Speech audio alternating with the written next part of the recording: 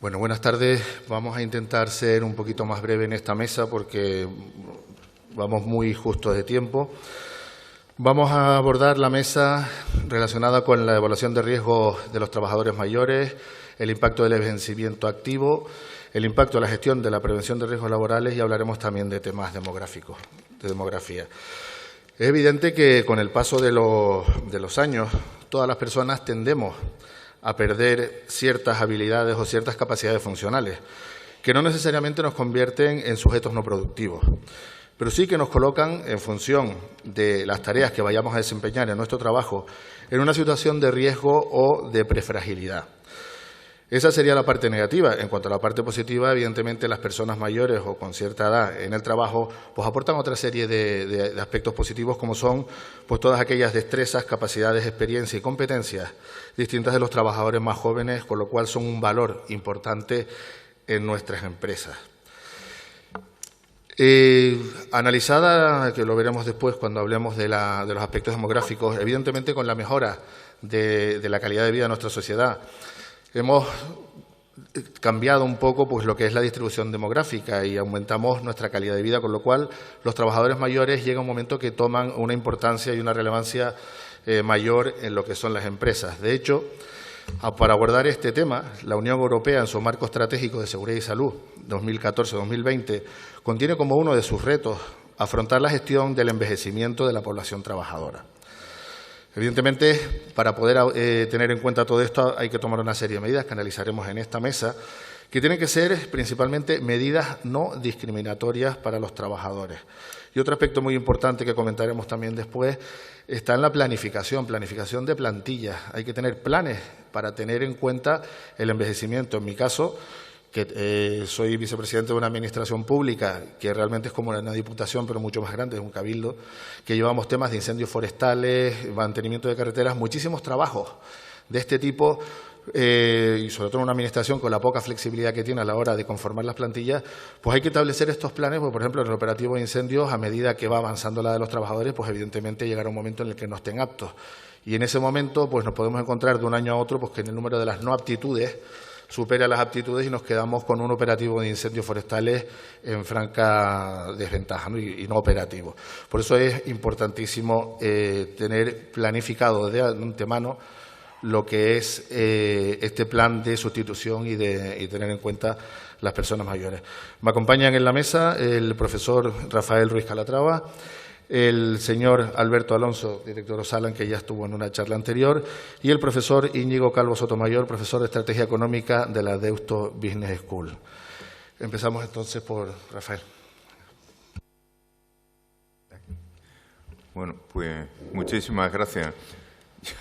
Yo creo que he firmado un contrato de fijo discontinuo aquí y bueno, vamos a hablar de uno de los retos, de estos retos que les decía antes, que estábamos en un periodo de cambio de civilización.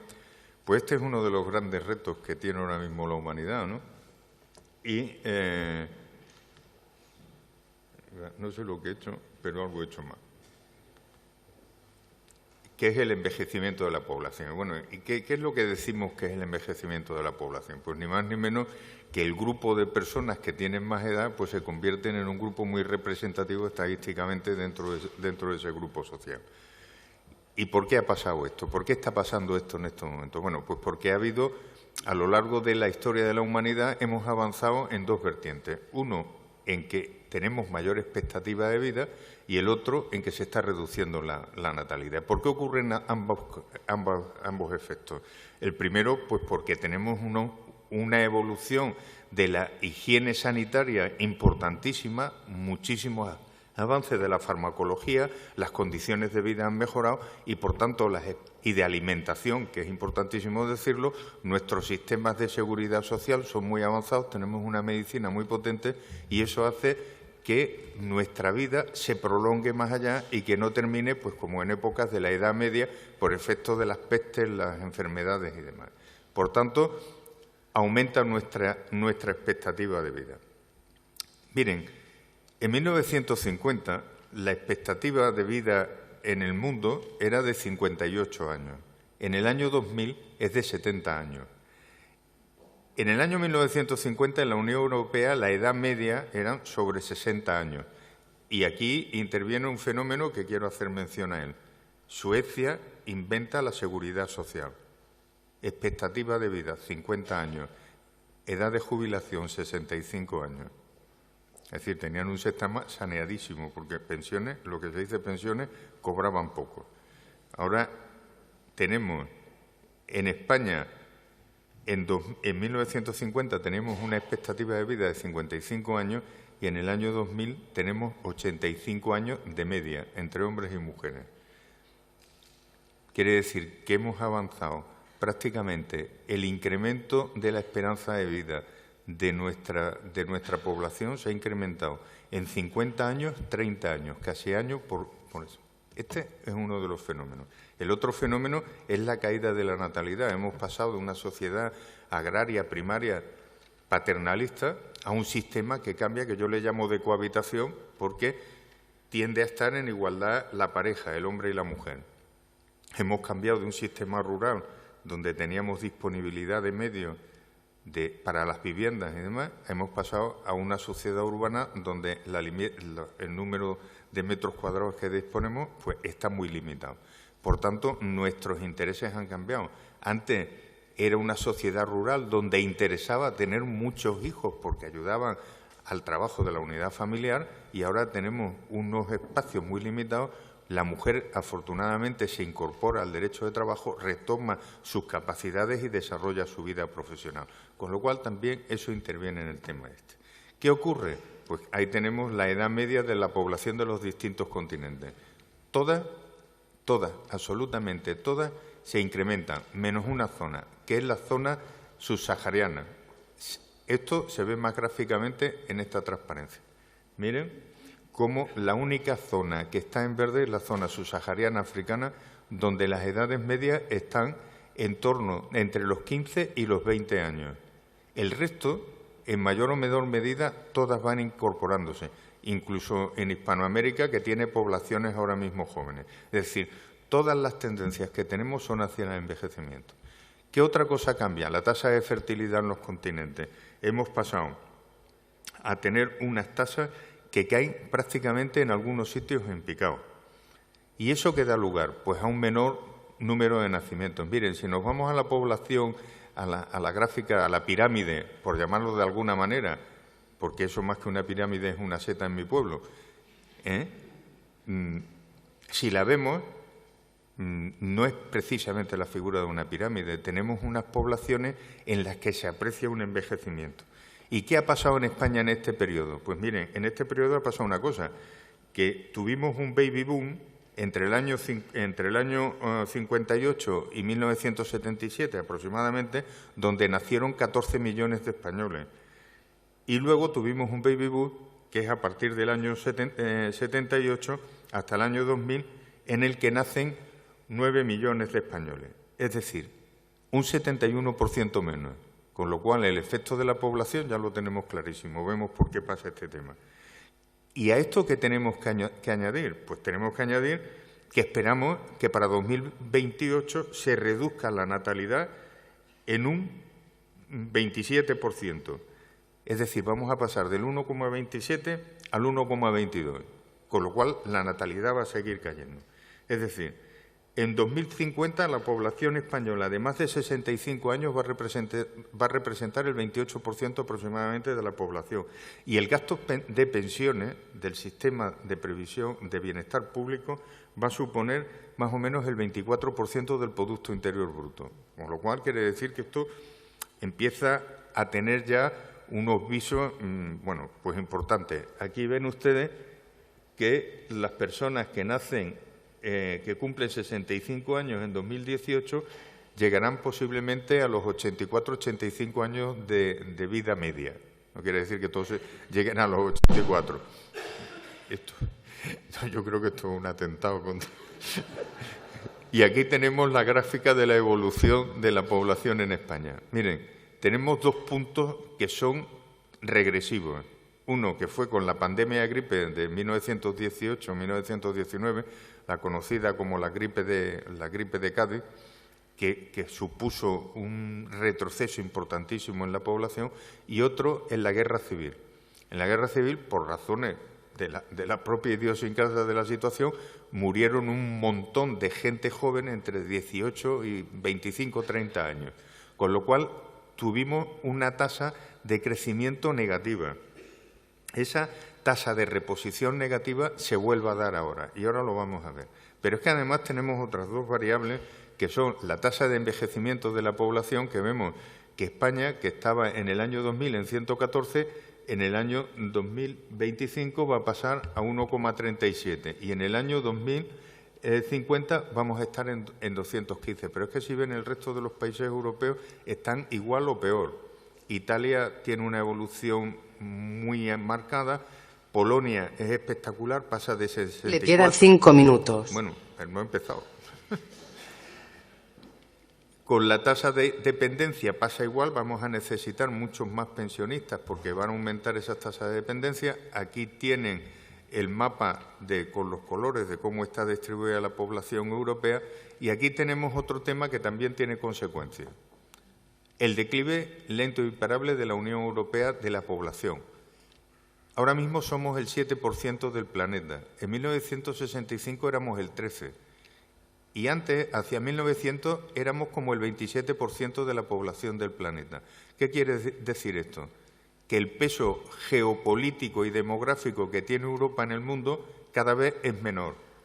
Y por eso el eje del mundo sociopolítico está evolucionando del egocentrismo del meridiano de Greenwich, de Inglaterra, España, ha variado a Extremo Oriente, que no es Extremo Oriente, que ahora es el centro del mundo y nosotros somos Extremo Occidente.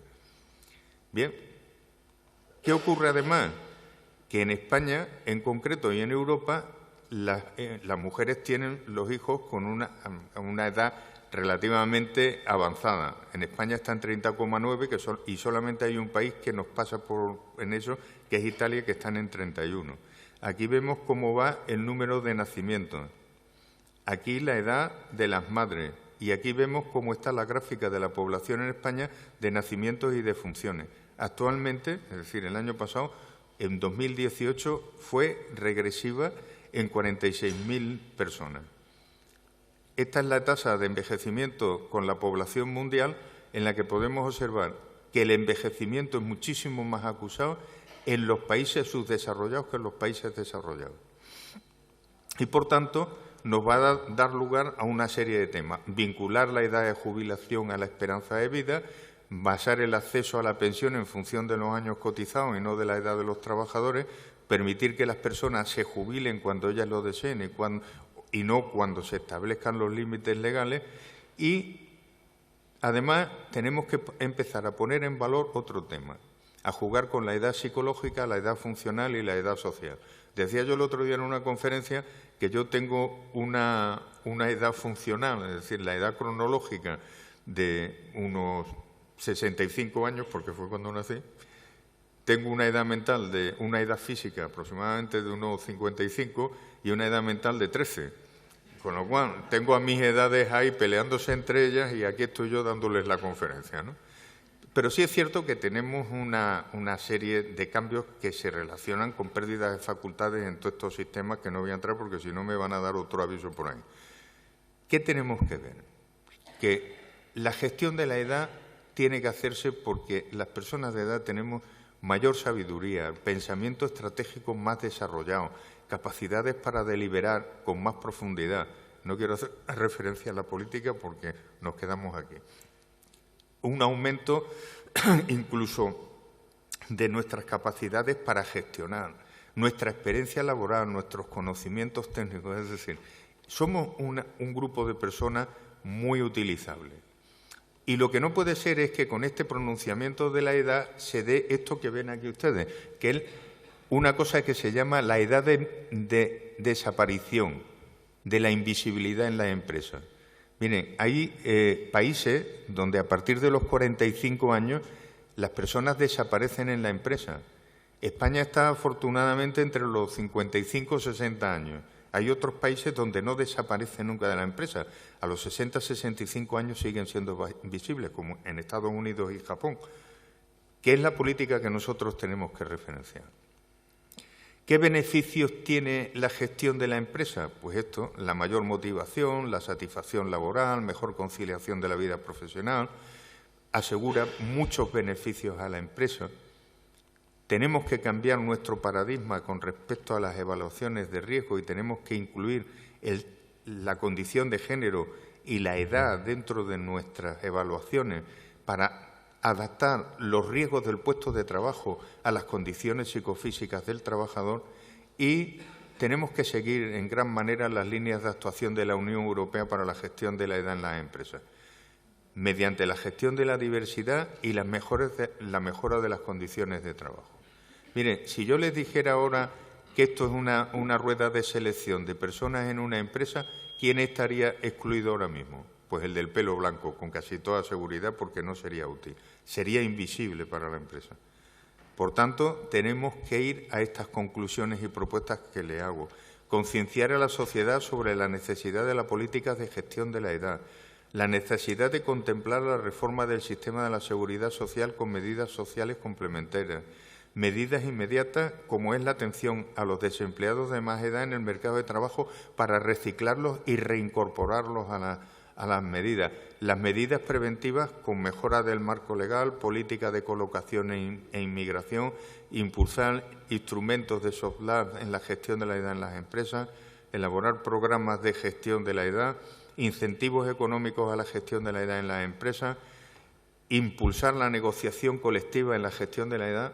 Miren, yo he negociado muchos convenios y hay dos cosas que siempre se caían en todas las negociaciones, cuando ya llegabas al final. Las condiciones de seguridad y salud en el trabajo y las condiciones de jubilación. Al final nos quedábamos con lo que interesaba, que era con la masa salarial, que es a donde se cierra el convenio. Esto ya no podemos permitirlo. Y la promoción de estrategias de responsabilidad social empresarial sobre la gestión de la edad. Y termino. Esta frase que me la dijeron en Colombia: continuar en activo en buenas condiciones de trabajo está asociado a un mejor estado de salud física y mental que si no se trabaja. Y es verdad. Muchas gracias por su atención.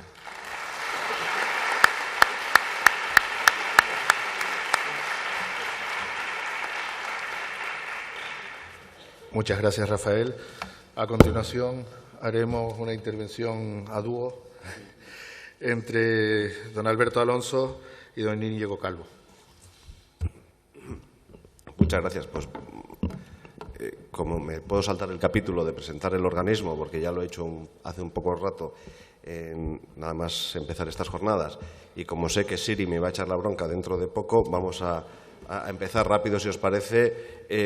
Yo quisiera empezar poniendo un poco en contexto. Saben ustedes, porque así lo he dicho en la anterior intervención, en la anterior mesa, que represento o dirijo Osalan, que es el organismo autónomo que tiene depositadas las competencias entre otras cosas, el impulso de políticas preventivas.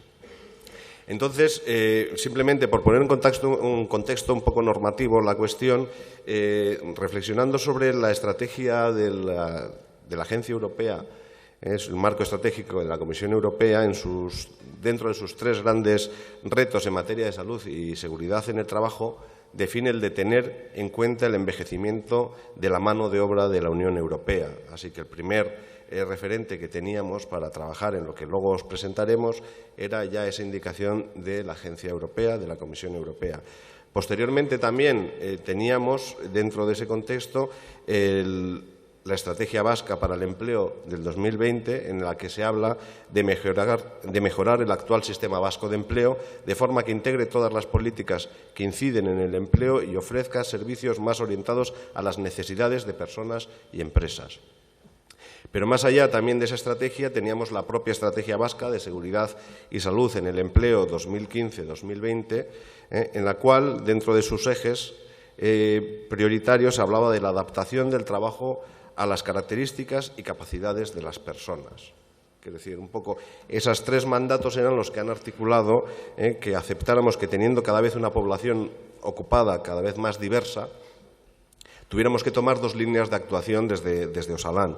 Por un lado, y antes lo he adelantado, no es el tema de la materia, es la integración de la perspectiva de género también en nuestras políticas preventivas, y por el otro lado está a lo que venimos a hablar ahora, que es la gestión de la edad, ¿no? Integrar la perspectiva de edad también en la diversidad de las empresas. Es por ello que recurrimos, ya lo han presentado, a la Universidad de Deusto, al profesor Íñigo Calvo, para que nos echara una mano en esta reflexión teórica, ¿no? Con la idea de que teníamos que coger el toro por los cuernos, teníamos que hacer frente al debate y empezar a generar material que pudiéramos, como hacemos habitualmente en Osalan, difundir a la sociedad, difundir a las empresas y a los sindicatos. Si te parece, Íñigo, pones un poco en contexto ya desde una perspectiva más de datos lo que es la realidad de la comunidad autónoma vasca. Buenos días a todos, buenos días a todas. Lo primero, encantado de estar aquí. He cogido un avión pronto, hoy por la mañana, muy pronto. En Bilbao llovía y cuando he aterrizado en Granada llovía, ¿no? Con lo cual, bueno, me esperaba otra cosa, pero es la primera vez que estoy en Granada, así que encantado. Y hablando de edad, ¿no? Bueno, la edad, lo ha comentado el profesor Ruiz Calatrava, nos ha dado unos datos muy interesantes sobre la evolución demográfica del mundo, de Europa, y después de la introducción de Alberto sí que me gustaría, más que dar datos, dar alguna idea, ¿no? La primera es que el mundo envejece.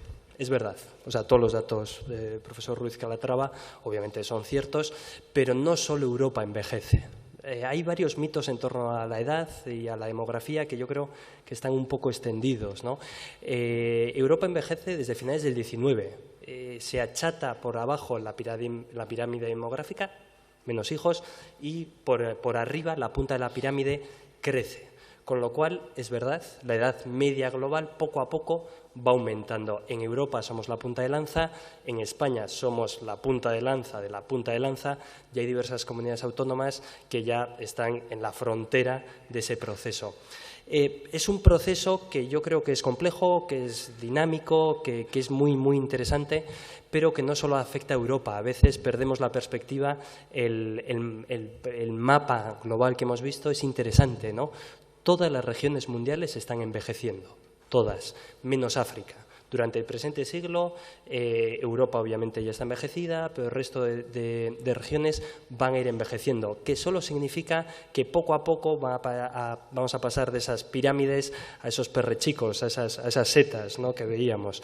En el País Vasco somos más de setas que de Rolex, con lo cual también estamos viendo ese tema, ¿no? Pero hay otras realidades que igual se nos escapan. Por ejemplo, que en China hay un debate abierto muy, muy interesante si China va a ser vieja antes que rica o rica antes que vieja.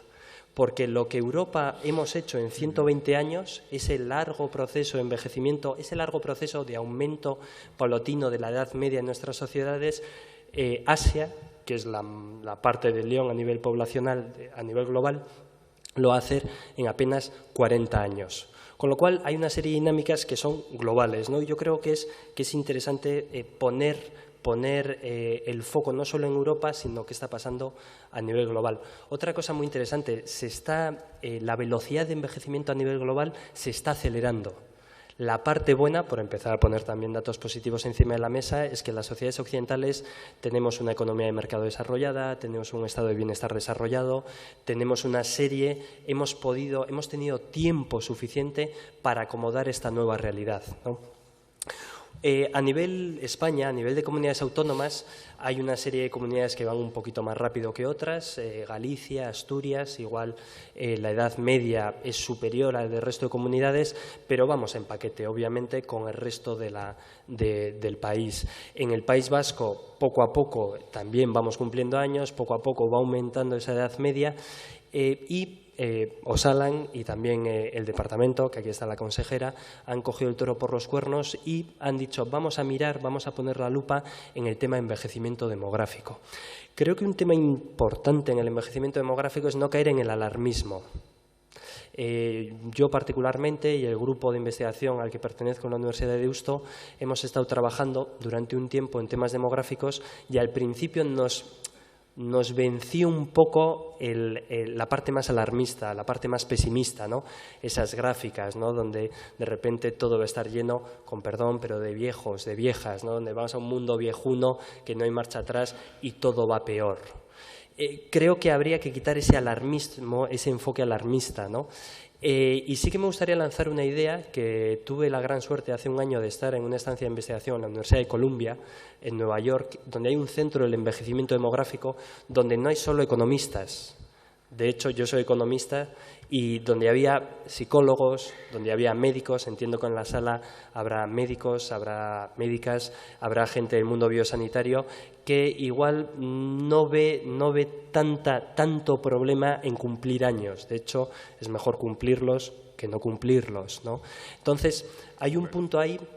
Hay un punto ahí interesante que, hablando con Ursula Steininger, psicóloga a nivel global, unas referencias a nivel de envejecimiento, o con Jack Rowe, una persona también investigador, doctor, que fue uno de los que acuñó el término envejecimiento saludable hace ya unos cuantos años, me decían, tienes una visión un poco pesimista del envejecimiento. Dice, ¿por qué pasa el envejecimiento? Lo han comentado en la mesa, porque tenemos menos hijos y porque vivimos más. ¿Por qué tenemos menos hijos? Por la masiva incorporación de la mujer al mundo del trabajo, una buena noticia. Por el aumento de las libertades individuales, sexuales, civiles, una buena noticia. Y por una serie de posibilidades que tienen las personas, que tienen las familias, de decidir el tamaño de su familia. No estoy hablando de tengo un hijo, me gustaría tener 2 y no me llega, sino no puedo decidir tener 2 o tener 3 y no tener 7 o tener 8, ¿no? Gran parte de las personas que estéis en la sala, vuestro abuelo, vuestra abuela eran 5, 6, 7 en casa, igual vosotros habéis sido 2 o 3 y ahora en casa yo tengo uno que tiene 11 meses. Entonces, el tener menos hijos viene por grandes avances humanos, sociales, políticos, económicos, y vivir más, esa punta de pirámide que se estira, viene por grandes avances humanos. Revolución médica, estado del bienestar, economía de mercado, ya no hay guerras donde nos sacamos las tripas en guerras civiles o en guerras mundiales. Con lo cual, me decían en Columbia, algo que es consecuencia de grandes avances políticos, sociales, económicos, ¿cómo se puede ver con un enfoque tan negativo? Entonces yo creo que lo primero que hay que hacer, o lo hemos comentado mucho en Osalan y en el departamento y en el País Vasco, es empezar a cambiar la narrativa del envejecimiento. Es decir, es una consecuencia de grandes avances que hemos hecho en el siglo XX. Con lo cual, vamos a quitar igual la parte alarmista. Y les pongo un ejemplo. En los años 70, en los años 80, 60, 70, el problema era el boom demográfico a nivel global. El problema era que había demasiados niños. Y ahora el problema es que hay muy pocos niños. Es decir, igual el problema no es de la demografía, el problema es las gafas con las que vemos la demografía, ¿no? Desde Malthus, si a alguno le gusta leer algún legajo un poco antiguo, desde Malthus podemos caer, y yo he caído hace tiempo, pero he corregido la visión en una visión un poco alarmista del envejecimiento. Entonces, lo primero que me gustaría traer a la mesa es un enfoque más positivo del envejecimiento, o un enfoque más positivo del talento senior en las organizaciones y de las personas de mayor edad, porque, como bien han comentado, la edad cronológica es una trampa en sí misma. Y eso también me lo dijeron en Estados Unidos. Mi padre tiene 73 años, está en tiene una edad cognitiva y física mejor que mi abuelo, que murió con 62 años. Con lo cual, ¿podemos realmente comparar cohortes de edad? ¿Podemos realmente utilizar solo la edad cronológica para hablar de la edad? Hay muchísimas personas que se están jubilando en España que quieren seguir en activo y que se ven, obviamente, en perfectas condiciones físicas y mentales para hacerlo. Y es un input muy bueno tanto para las organizaciones como para el país. Con lo cual, repensar la edad, repensar cómo hablamos de la edad, tomar ese enfoque positivo, ¿no? Y un ejemplo para terminar. Hay estudios que empiezan a ligar el boom de las exportaciones españolas. Como bien saben, la balanza comercial española ha sido negativa durante muchos años. Importábamos más de lo que exportábamos. En el último lustro, las empresas españolas han hecho un esfuerzo increíble por exportar y por lanzarse a mercados exteriores y están siendo muy, muy, muy exitosas. Revertimos la balanza comercial, exportamos más de lo que importamos. Empieza a haber estudios que se preguntan si un factor que explica ese boom de exportación es que las empresas que más exportan españolas tienen talento senior en sus plantillas. Tienen gente de 55, de 60 años, que ya peinan canas, pero que han conseguido vender en el exterior. ¿Por qué? Porque si me mandas a mí a Corea del Sur a vender algo, igual no te vendo un tornillo. Pero si de repente mandas a una persona que abrió mercados en los 70-80 en el sur de Francia, que luego se fue a Italia, que luego se fue a Bolivia, que luego saltó a Estados Unidos, y con todo ese bagaje y con su maleta y sus tablas le mandas a Asia, aunque chapurree inglés, ¿vale? Aunque su inglés no sea perfecto, seguramente te venda algo. Es decir, el talento senior es importante. Las competencias y habilidades que están asociadas a las personas de mayor edad son importantes. Y en una progresiva evolución de una economía intensiva en mano de obra a una economía intensiva en capital y conocimiento, pondremos cada vez en mayor valor a las personas de mayor edad, porque pasaremos de ser un país de mineros, por poner un ejemplo, donde la fuerza física es importante, a un país donde la experiencia, las capacidades sociales, las tablas, serán una mochila muy, muy importante para fomentar nuestra competitividad. Con lo cual, y me paro aquí, le devuelvo la palabra a Alberto, creo que es importante cambiar el enfoque que tenemos sobre el envejecimiento demográfico. Empecemos a llamarlo talento senior, empecemos a llamarlo creación de empresas multigeneracionales, empecemos a llamarlo equipos multigeneracionales. La polinización cruzada que se da cuando pones a una persona con experiencia con una persona joven es increíble. Hay estudios, Axel Borsupan del Max Planck Institute en Alemania, que ha chequeado que en una planta, creo que era de Volkswagen, puso a un equipo joven en una cadena de montaje a montar un producto y puso a un equipo de mayor edad y quería chequear qué equipo era más productivo. Y además la forma en el que medía la productividad eran las veces que había un fallo y tenían que parar la cadena de montaje. Se dio cuenta que el equipo joven iba más rápido, pero cometía más fallos, con lo cual la productividad se veía resentida. El equipo senior iba más despacio, pero cometía menos fallos. La productividad de las personas en sus 30 y las personas en sus 50 era la misma, que es un resultado contraintuitivo. Y después hice otro experimento, que fue hacer un equipo mixto, un equipo multigeneracional. Y lo que se vio es que ese equipo multigeneracional mejoraba en mucho la productividad de los otros dos grupos.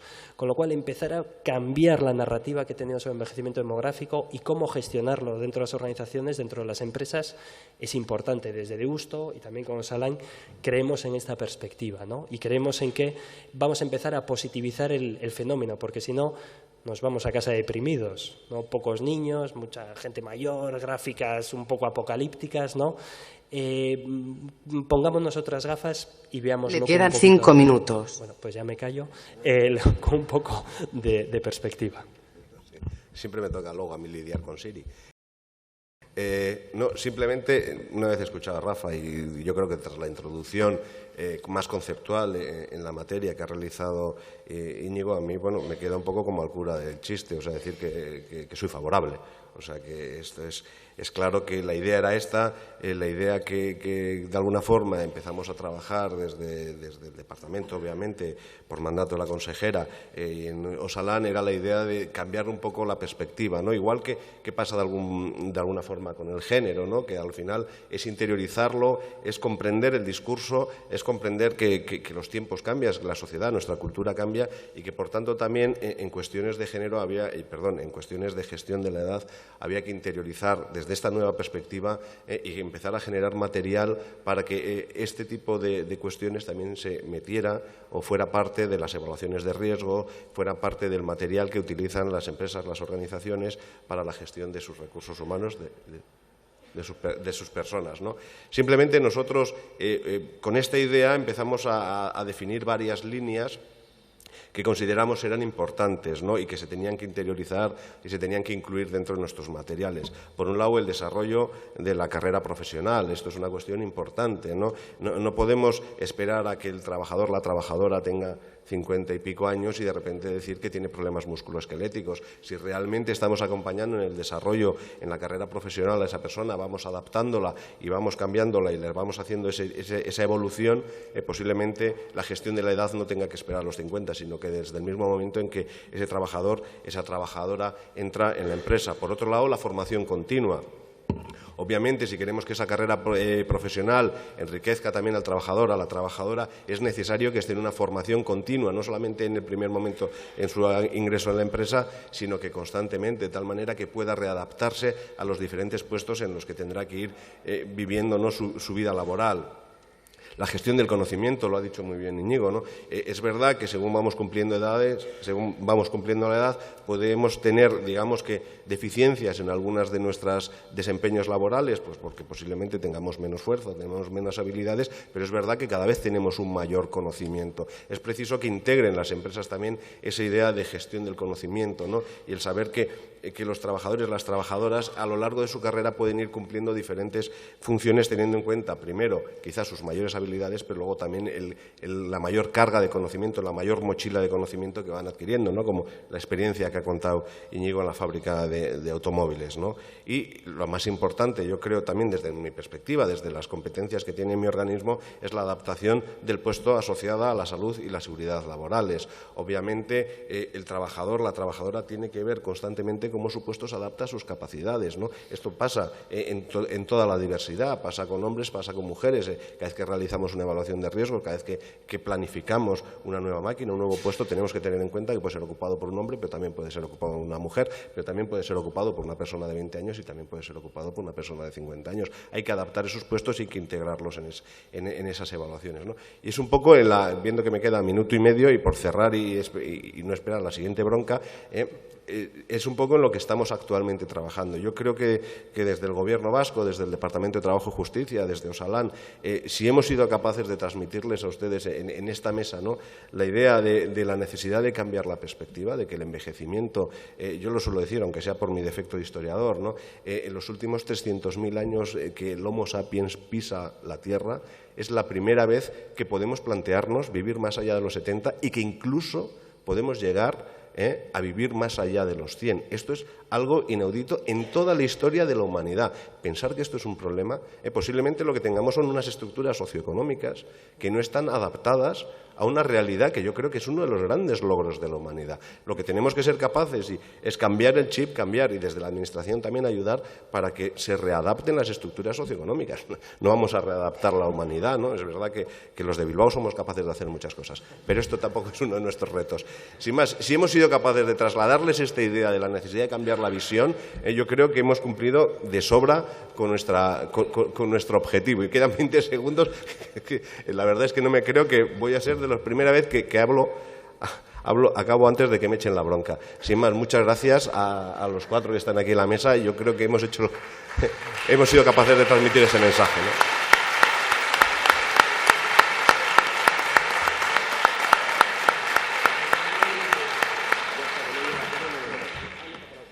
Bueno, para concluir la mesa, comentaba con Alberto una curiosidad. Normalmente los que tenemos 50 años o por ahí solemos escribir las intervenciones en Arial 16 y en Arial 14, pero Íñigo la ha escrito en Arial 6. De hecho, yo veo líneas grises.